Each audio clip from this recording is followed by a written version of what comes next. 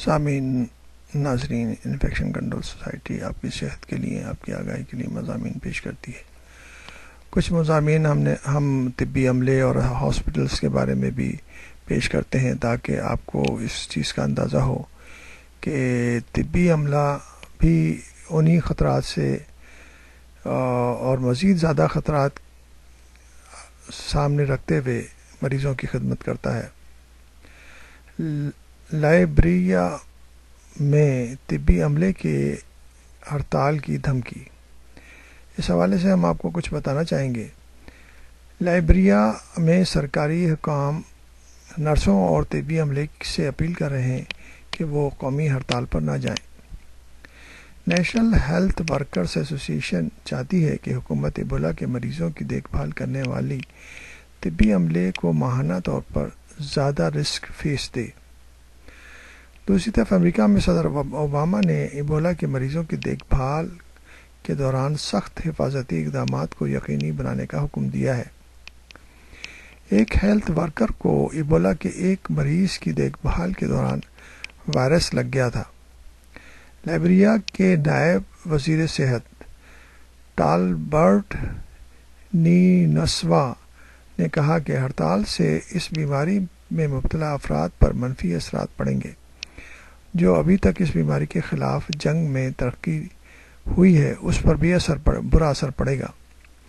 حکومت نے کہا ہے کہ یہ وبا اتنی پھیل گئی ہے کہ جس فیس پر پہلے رضامندی ظاہر کی گئی تھی وہ اسے دینے کے اب متحمل نہیں ہے۔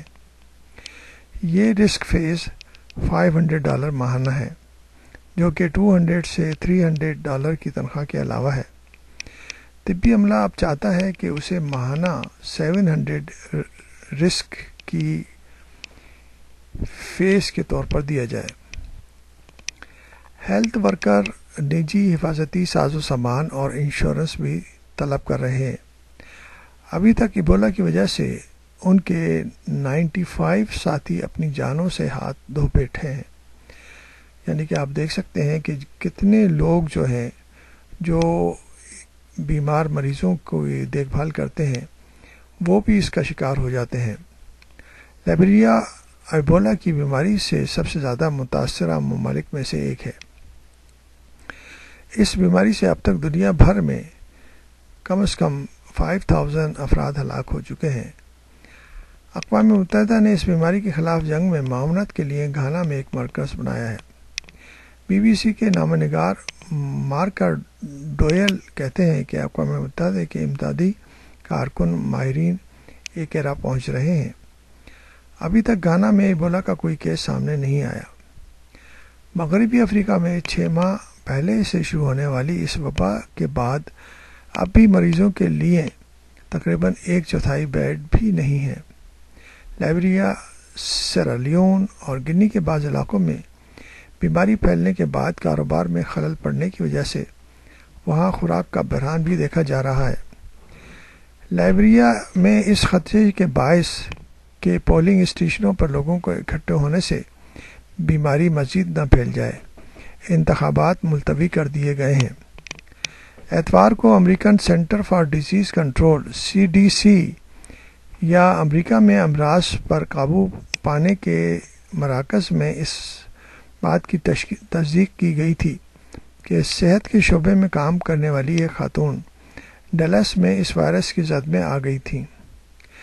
CDC کے سربراہ ڈاکٹر ٹام فرائیڈن نے اس معاملے پر مکمل چھان بین کرنے کا وعدہ کیا ہے تاکہ یہ پتہ چلایا جا سکے کہ آخر یہ وائرس کیسے منتقل ہوا۔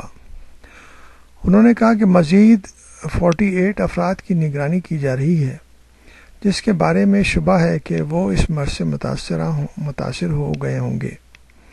ابتدائی طبی معائنے کے بعد پتہ چلا ہے کہ ایبولا وائرس سے ہلاک ہونے والے ایرک ڈنکن کے علاج کرنے والی ہیلتھ ورکر کو تنہائی میں رکھا گیا ہے اور ان کی حالت سنبھلی ہوئی ہے۔